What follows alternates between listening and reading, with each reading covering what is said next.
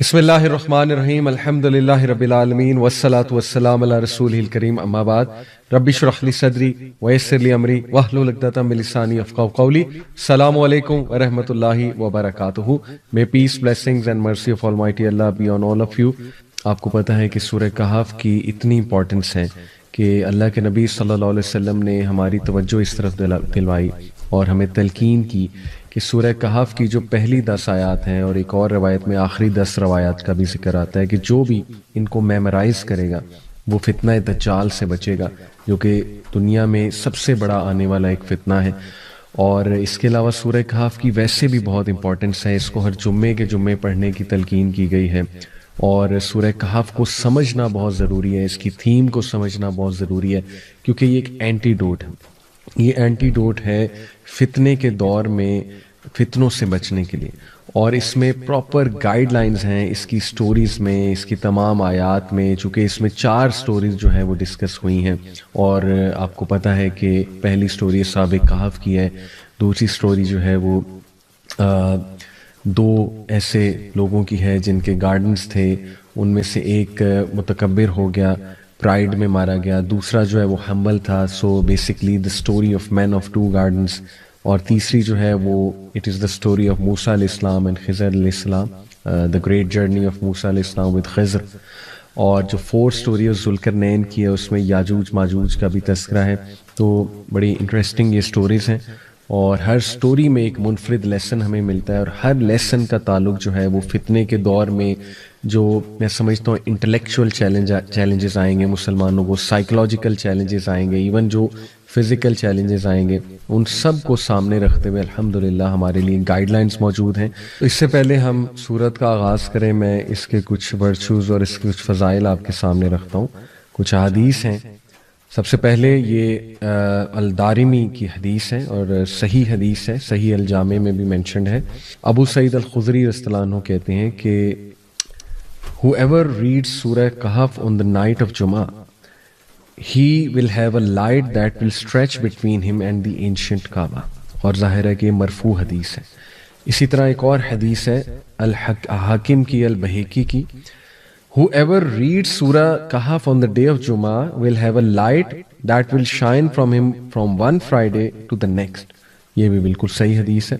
اور تیسری ابن عمر صلی اللہ عنہ سے مروی ہے کہ اللہ کے نبی صلی اللہ علیہ وسلم نے فرمایا، جو کوئی بھی سورہ کہف جمعے کے دن پڑھے گا، a light will shine for him from beneath his feet to the clouds of the sky. وہ روشنی کی مانند اس کے لیے چمکے گی، اور بلکہ ایک روشنی اس کے لیے چمکے گی جو کہ اس کے فیٹ سے لے کے کلاؤڈز آف سکائی تک جائے گی، اور جو قیامت والے دن بھی اس کے لیے شائن کرے گی. which will shine for him on the day of resurrection and he will be forgiven his sins between the 2 Fridays. سبحان اللہ. جو مائنر سنز اس نے کیے ہوئے ہیں ایک فرائیڈے سے دوسرے فرائیڈے تک، وہ اللہ سبحانہ تعالیٰ معاف کر دیں گے. تو یہ بھی صحیح حدیث ہے. اور اس کے علاوہ اس کی امپورٹنس ابو درداء صلی اللہ عنہ سے مروی ہے، صحیح مسلم کی حدیث ہے کہ اللہ کے نبی صلی اللہ علیہ وسلم نے فرمایا، whoever memorizes 10 verses from the beginning of Surah Kahf will be immune to the false messiah. اور ایک اور روایت میں لاسٹ 10 ورسز کا بھی ذکر آتا ہے. اس کا مطلب یہ ہے کہ خصوصاً پہلی 10 آیات اور لاسٹ 10 آیات کو سمجھنا اور میمورائز کرنا یہ بہت ضروری ہے فتنہ دجال کو سمجھنے کے لیے، کیونکہ اس میں کچھ ایسے لیسنز ہیں جو انشاءاللہ ہم ڈسکس کریں گے، جو انسان کو اسٹرینتھ دیں گے اس فتنے کو جاننے میں بھی، پہچاننے میں، آئیڈینٹیفائی کرنے میں. کیونکہ ہر ایک تو آئیڈینٹیفائی فتنہ دجال کو یا دجال کو کر بھی نہیں پائے گا، اور اس کو میمورائز کرنا اور اس کو ریسائٹ کرنا ڈیورنگ دیٹ ٹائم ان آیات کو. اور انفیکٹ دجال اللہ نہ کرے کو فیس کرے، لیکن دجال سامنے آ جائے تو پھر اس کے سامنے بھی ریسائٹ کرنے کا بائی ہارٹ جس کو یاد ہوگی، اس کا جو ہے وہ بڑا فائدہ ہے. فتنہ دجال کے حوالے سے بھی کچھ میں انشاءاللہ ڈسکس کرنا چاہوں گا، آپ کے سامنے روایات رکھنا چاہوں گا تاکہ اس فتنے کو بھی ہم انڈرسٹینڈ کریں. دیکھیں، دجال کے آنے سے پہلے اس کے لیے ایک ایسی دنیا بنائی جائے گی، اس کے جو ظاہر ہے ساتھی ہیں، جو مددگار ہیں، اوبیسلی جو باطل ہے، وہ ایک سٹیج سیٹ کریں گے. دے ول سیٹ اے سٹیج، اور اس سٹیج میں 2 چیزیں بہت ضروری ہیں، کیونکہ دجال، the word دجال is derived from the root word دجل، which means extreme deception, دھوکا. تو ایک تو ایسی دنیا قائم ہوگی which is full of fakeness, fake world اور فیک ویلیوز لوگوں کی, اور گاڈلی ورلڈ آرڈر سے نکل کے لوگ ٹوٹلی اپوزٹ ورلڈ آرڈر پہ آ جائیں گے, اور ہر چیز الٹی ہونے لگے گی. یعنی سچ جھوٹ لگنے لگے گا اور جھوٹ سچ لگنے لگے گا, اور ایکسٹریم پروپیگنڈے کا جو ہے وہ دور ہوگا, اور ایکسٹریم ایلوژنس کا, ہیلوسینیشنس کا دور ہوگا. لوگ ببل میں رہ رہے ہوں گے, فیک لائفز گزار رہے ہوں گے لوگ, اور کمپلیٹلی آخرت سے مطلب انکنسرنڈ, اور بس دنیا دنیا دنیا, اور ایکسیسو مٹیریلزم. سکسیس کی ڈیفینیشن چینج ہو چکی ہوگی اس دور میں, اور لوگ جو ہے وہ ایسی ایسی چیزیں وٹنس کریں گے جو شاید اس دور سے 20-30 سال پہلے ناممکنات میں سے تھیں, لیکن اب وہ نہ صرف ممکنات ہو گئی ہیں بلکہ وہ اس زمانے کے ایتھوز کا حصہ بن جائیں گی. فار ایگزامپل میں آپ کو مثال دیتا ہوں کہ LGBTQ, یعنی آج سے 50 سال پہلے کسی نے سوچا بھی نہیں تھا کہ اس کو پسند کیا جائے گا, پروموٹ کیا جائے گا, حلال کیا جائے گا, اور اس کی ریلیز نکلیں گی اس کی سپورٹ میں. لیکن دیکھ لیں آج یہ سب کچھ ہو رہا ہے, اور بھی بہت کچھ ہو رہا ہے. تو ایک تو a world full of fakeness, اور دوسرا a world full of deception, extreme deception. دیکھیں ڈسیپشن اور لائے میں فرق ہے. جھوٹ پکڑا جاتا ہے, ٹھیک ہے, اگر کوئی جھوٹ بول رہا ہے وہ پکڑا جائے گا. لیکن ڈسیپشن کیا ہے؟ ڈسیپشن ہے کہ کچھ سچ کو مکس کر دیا جائے, کچھ ٹھیک چیزوں کو مکس کر دیا جائے, لیکن زیادہ تر باطل ہو, زیادہ تر جھوٹ ہو. تو دس از ویری ڈینجرس. اور اللہ معاف کرے, جب آپ دیکھتے ہیں میڈیا کی طرف, دا وے میڈیا پریزنٹس تھنگس, آپ دیکھیں نا آج کا انسان کتنی جلدی انفلوئنس ہو سکتا ہے چیزوں سے. یعنی اتنا آسان ہے کسی کو انفلوئنس کرنا آج کے دور میں کہ ایک کلپ لگایا, اس کے پیچھے بڑا زبردست سا میوزک لگایا, ایک ٹیون لگائی, اس کے بعد کچھ اپنی بات کر دی, تو آپ دیکھیں فوراً سے انسان جو ہے اس بات کو مان لیتا ہے اور اس سے انفلوئنس ہو جاتا ہے. تو ثابت یہ ہوا کہ اتنا ہیویلی ڈیپینڈنٹ اور ریلائنٹ ہو جائے گا اس دور کا انسان ان چیزوں پہ, مٹیریلسٹک چیزوں پہ, کہ جب دجال آئے گا تو اس کے ہاتھ میں تو جنت دوزخ ہوگی. اللہ کے نبی صلی اللہ علیہ وسلم نے فرمایا ویدر کو کنٹرول کرنے کا اس کے پاس کوئی ٹیکنالوجی یا جو بھی ذریعہ ہوگا, اسی طرح اس کے پاس دلائل ایسے ہوں گے کہ اللہ کے نبی صلی اللہ علیہ وسلم نے فرمایا ایک بہت بڑا پکا مومن اس کے سامنے آئے گا, اور وہ اس کے سامنے دلائل رکھے گا دجال اپنے, تو that person will be convinced.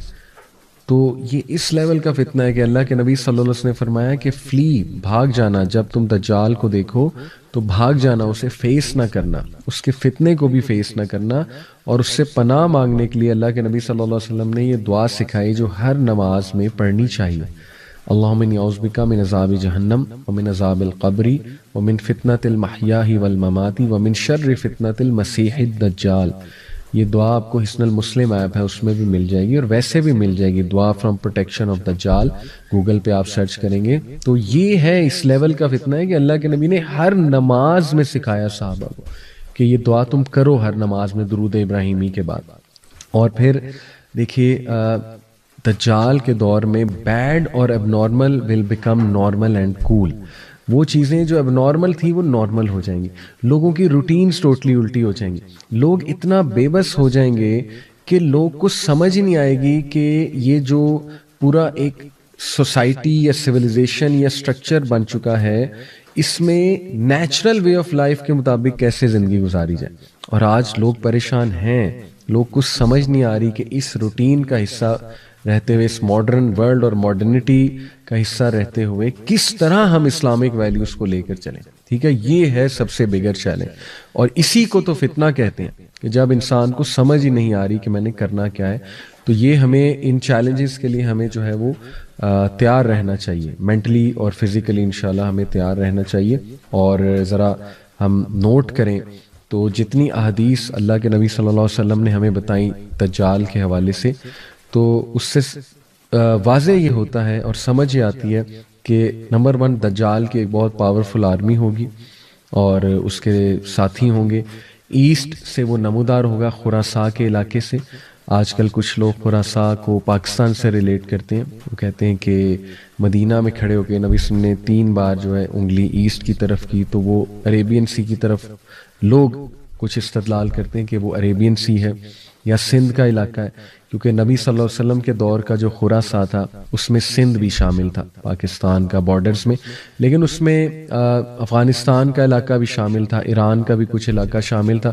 تو یہ استدلال ناٹ شور کہ ہم حتمی یہ کہہ سکتے ہیں کہ پاکستان سے نکلنا ہے اس نے یا سندھ سے نکلنا ہے, عریبین سی سے نکلنا ہے. ظاہر ہے کچھ لوگ ریلیٹ کرتے ہیں کہ گوادر کے آگے جا کے عریبین سی میں ایک بہت پرانا مندر بھی ہے کالی ماتا کا, اور ہو سکتا ہے وہ ہو وہ جگہ جہاں تمیم الداری گئے تھے. وہ فیمس حدیث آپ لوگوں نے سنی ہے, ایک صحابی جو اس وقت کرسچن تھے, ان کا جہاز 1 مہینے جو سمندر تھا اس میں ظاہر ہے لہروں کی وجہ سے دے گاٹ لاسٹ, 1 مہینے تک وہ لاسٹ رہے.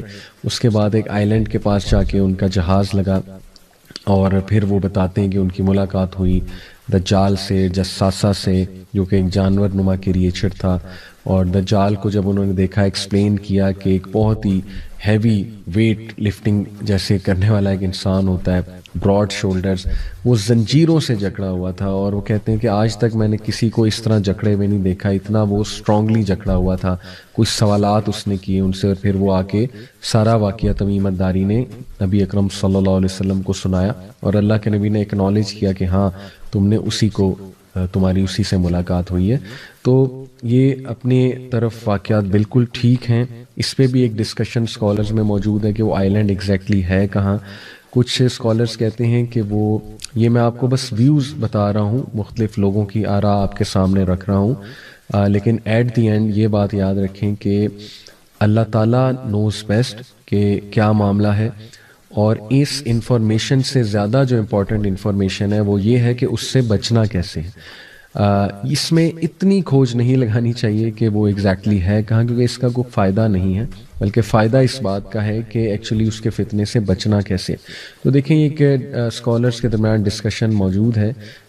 ایک اسکالر جو ہے وہ کہتے ہیں, دیر از اے گروپ آف اسکالر جو کہتے ہیں کہ دجال ڈفرینٹ ٹائمز میں فزیکل فارم میں آیا ہے. آ سکا نبی صلی اللہ علیہ وسلم کے دور میں ایک شخص تھا ابن سیاد, اور کافی صحابہ کا گمان ہے کہ وہ دجال تھا, اور نبی صلی اللہ علیہ وسلم نے بھی نہ نگیٹ کیا نہ افرم کیا.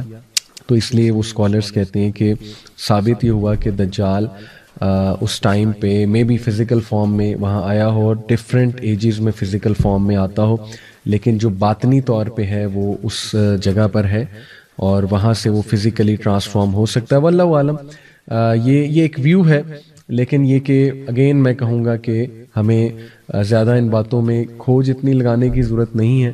ہمیں جو پتہ ہے وہ یہ ہے کہ اس نے جب نمودار ہونا ہے تو ایک بہت بڑا فتنہ ہوگا, and we have to be really careful, اور ہمیں اپنی پروٹیکشن جو ہے اس کا انتظام کرنا چاہیے. یہ ہے اصل بات.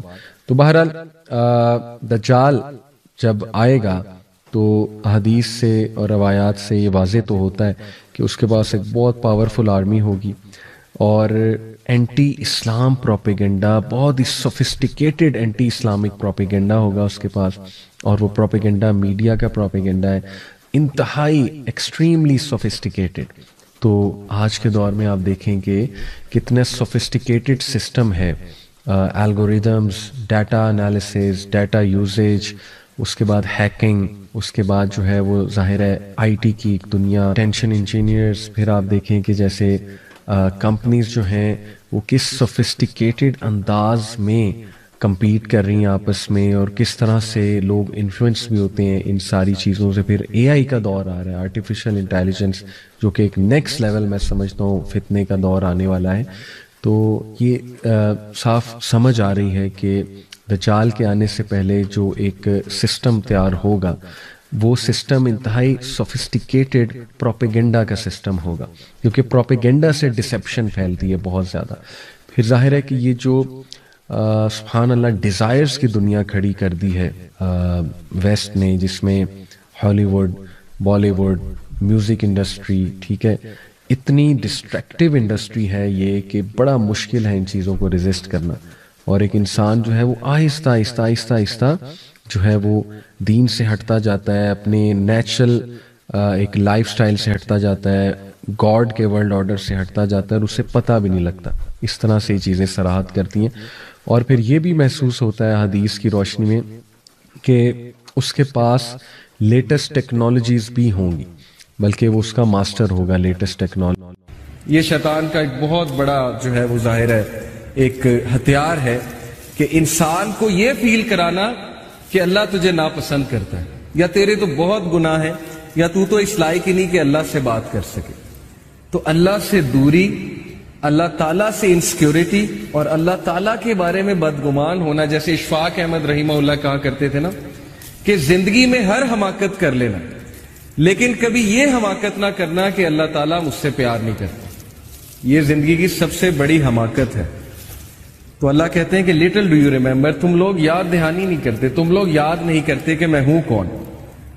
یا ایھا الانسان ما غرک بربک الکریم, سورہ انفطار ورس نمبر 6. اے انسان, تجھے کس چیز نے اپنے رب سے غافل کر دیا جو کہ کریم ہے. کریم سے مراد ہے جنرس ہے. اور پھر اگلی آیات میں اللہ کہتے ہیں اس نے تجھے بنایا, فیشن کیا, پروپورشن کیا, تجھے شیپ دی, جس طرح اس نے ول کیا تجھے شکل دی. جب ماں کے پیٹ میں تو تھا تیری حفاظت کون کر رہا تھا؟ اللہ سبحانہ و تعالیٰ کر رہے تھے. پھر جب تم بڑے ہوئے ہو تمہیں کن کن حادثوں سے اللہ تعالیٰ نے بچایا. ہمارے گناہوں کے باوجود اللہ تعالیٰ ہمیں روزانہ معاف کرتے ہیں. تو کس چیز نے غافل کر دیا اللہ سے؟ تم ہر انسان سے امید لگاتے ہو لیکن اللہ تعالیٰ سے تم بدگمان. تمہارے پاس ہر چیز کا ٹائم ہے لیکن نماز پڑھنے کا ٹائم نہیں ہے. اور کتنے منٹس لگتے ہیں؟ 15 منٹ اگر آپ ایک نماز کے لگا لیں, اگر اچھے سے پڑھی جائے تو 75 minute. 75 minute divided by 1440, 440 minute ہوتے ہیں ایک دن میں. 24 گھنٹے میں 1440. 75 کو 1440 سے ڈیوائیڈ کریں, شاید 6-7% بنتا ہے. تو 6 سے 7% دن کا حصہ اگر تم اللہ کو نہیں دے سکتے, جو وہ ہستی ہے جو سب سے زیادہ میٹر کرتی ہے زندگی میں, تو اس کا کیا مطلب ہے؟ اس کا مطلب یہ کہ ہم ڈیسیو ہو گئے. اس کا مطلب ہے کہ ہم کھو گئے. اس کا مطلب ہے کہ ہم نے اس ہستی کو اگنور کر دیا, یعنی ہم نے اپنے پاؤں پہ خود ہی کلہاڑی مار لی. اور وہ ہستی بار بار ہمیں بلاتی ہے. 5 times a day اللہ سبحانہ و تعالیٰ calls us, ہمارے فائدے کے لیے. یہ نہیں کہ تمہاری عبادت سے مجھے کوئی فائدہ ہوگا. میرے تو پتہ نہیں کروڑوں اینجلز, اربوں کھربوں اینجلز اللہ تعالیٰ کی حمد بیان کر رہے ہیں. معراج کے سفر پہ جب رسول اللہ صلی اللہ علیہ وسلم گئے تھے تو اللہ کے نبی صلی اللہ علیہ وسلم نے بیان کیا کہ ہر ایک آرم کی لینتھ پہ ایک اینجل کھڑا ہوا ہے ہیونز میں, ہر ایک آرم کی لینتھ پہ, جو اللہ کی حمد کنٹینیوسلی بیان کر رہا ہے. دیٹ از اللہ. تو اللہ تعالیٰ کو ضرورت نہیں ہے, لیکن تمہارے اپنے فائدے کی بات ہے. تم وضو کرو گے, تم ان پلگ ہو جاؤ گے, تم سجدہ کرو گے, ٹھیک ہے, اس کے باڈی کے میڈیکل بینیفٹس کتنے ہیں, کیا کیا بینیفٹس ہیں. سو یا ایھا الانسان ما غرک بربک الکریم, کس چیز نے تجھے اس ہستی سے غافل کر دیا جو کہ موسٹ جنرس ہے. او main kind, what has deceived you concerning your Lord, the most generous.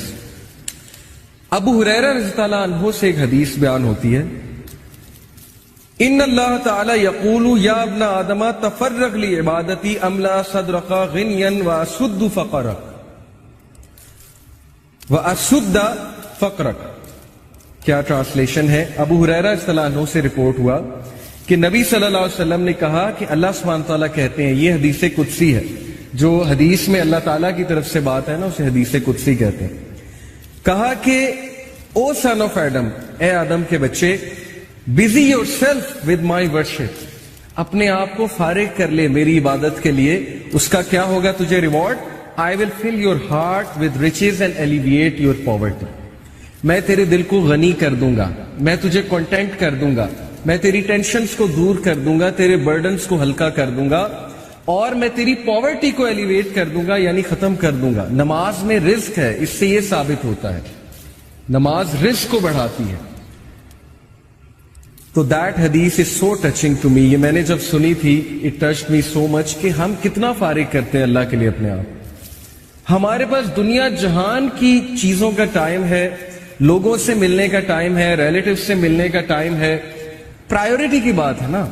کچھ لوگ کہتے ہیں میرے پاس آپ کے لیے ٹائم نہیں ہے کیونکہ آپ اس کی پرائیورٹی نہیں ہے, لیکن ایک اور بندے کے لیے ان کے پاس ٹائم ہی ٹائم ہے, چاہے وہ جتنے مرضی بزی ہوں. وہ کسی نہ کسی طرح ٹائم نکال لیں گے, چاہے انہوں نے جم کرنا ہے, اسائنمنٹ کرنی ہے, پب جی کھیلنی ہے, جو بھی کرنا ہے, ایک خاص دوست کے لیے ان کے پاس ٹائم ہوگا, جو مرضی ہو جائے. لیکن جو پرائیورٹی نہیں ہے اس کو وہ ہمیشہ یہی جواب دیں گے کہ جی آپ کے لیے میرے پاس ٹائم نہیں. تو اللہ تعالیٰ کا وعدہ ہے کہ جو اپنے میری عبادت کے لیے اپنے آپ کو فارغ کرے گا تو اس کا ریزلٹ یہ ہے کہ میں غنی کر دوں گا. اور غنی ہونا کیا ہے, یہ ایک پورا کانسیپٹ ہے, richness of the heart. Many of us are rich from our clothing, rich from our material outlook, but ہم میں سے کتنے لوگ اصل میں دل سے غنی ہیں؟ دل کا غنی ہونا کیا مراد ہے؟ Contentment, self fulfilment. بہت سے لوگ کنٹینٹ نہیں ہیں, بے چینی ہے اندر, ہر وقت جو ہے وہ اچانک سے بیٹھے بیٹھے سیڈ ہو جاتے ہیں, اچانک سے بیٹھے بیٹھے ایک ہالونیس چھا جاتی ہے, اچانک سے بیٹھے بیٹھے کھو جاتے ہیں. اوکے, یہ ہے دل کا غریب ہونا. اور دل کی ریچنس کیا ہے کہ کم پہ بھی خوش ہو جانا, کانٹینٹ ہو جانا, تقدیر پہ کانٹینٹ ہو جانا, اللہ کے فیصلوں پہ کانٹینٹ ہو جانا, اللہ تعالیٰ کی ڈسٹریبیوشن پہ کانٹینٹ ہو جانا. اور دل کی ریچنس سے یہ بھی مراد ہے کہ اپنے دل میں کوئی کجی محسوس نہ کرنا, کوئی ریجیڈیٹی محسوس نہ کرنا اچھے کاموں کے لیے. اب جب اچھے کام ہمارے لیے مشکل بن گئے, نیکی ہمارے لیے پہاڑ جتنی بن گئی, اور برائی ہمارے لیے اتنی آسان بن گئی کہ ہم برائی کرنے کے لیے رات الارم لگا کے بھی اٹھ جائیں گے. آئی نو دس, کہ ظاہر ہے کہ جب ایک برا کام کرنا ہوتا ہے تو اس کے لیے کچھ بھی ہو جاتا ہے. جیسے ایک دنیاوی کام کرنا ہو, آپ رات 2 بجے اٹھ کے بھی 4 بجے اٹھ جائیں گے, میں آپ کو گارنٹی دے رہا ہوں. پتہ لگے صبح کانسرٹ ارینج کرانا ہے, اسکول میں 5 بجے پہنچنا ہے, مینجمنٹ ٹیم میں وہ عاطف اسلم آ رہا ہے, اس کا کانسرٹ ہے, رات 2 بجے سو کے 5 بجے اٹھ جائیں گے. پرائیورٹی ہے نا, اور دنیا ہے. تو ظاہر ہے کہ جب نیکی مشکل ہو جائے, برائی آسان ہو جائے, تو پھر اس کا مطلب ہے کہ دل میں غربت ہے, دل غریب ہے, دل میں ریچنس نہیں ہے, کنٹینٹمنٹ نہیں ہے. تو اگر آپ چاہتے ہیں آپ کا دل بڑا ہو, آپ کے دل میں ریچنس ہو, تو فارغ کریں اپنے آپ کو, ٹائم نکالیں اللہ تعالیٰ کے لیے, اور پھر دیکھیں آپ کے مسئلے کیسے حل ہو. کئی لوگ سے میں نے سنا ہے, ایک بھائی بہت مشکل سے گزرے تھے, 2 سال پہلے کا واقعہ ہے, اور 6-7 مہینے ہو گئے ان کا وہ مسئلہ حل نہیں ہو رہا, ان کا وہ مسئلہ حل نہیں ہو رہا, کوئی فیملی پرابلم تھی. اور ایک دن مجھے ملے, ہی واز سو ہیپی, اور انہوں نے مجھے ایک سینٹینس کہا جو میں کبھی نہیں بھولوں گا. انہوں نے کہا کہ علی بھائی, all it took was one tahajjud, that's it. لیکن 6 مہینے مجھے کبھی ٹائم نہیں ملا. مجھے لوگوں سے ملنے کا ٹائم مل گیا, مجھے لوگوں سے کہانیاں سنانے کا ٹائم مل گیا, لوگوں کی سننے کا ٹائم مل گیا, لیکن تہجد کا ٹائم نہیں مل رہا تھا. all it took was one tahajjud, اور میرا مسئلہ حل ہو گیا. تو امام شافعی رحمہ اللہ نے کہا کہ میکنگ دعا ایٹ دا ٹائم آف تہجد is like an arrow which does not miss its target. تو باقی یہ کہ اللہ دعا آپ کریں اور نہ ملے, یہ ایک الگ بات ہے. ظاہر ہے اللہ تعالیٰ وہی دیں گے جو بہتر ہے, لیکن یہ سینٹینس یاد رکھنے والا ہے کہ all it took was one tahajjud. تو اپنے آپ کو فارغ کریں, ٹائم نکالیں اللہ تعالیٰ کے لیے.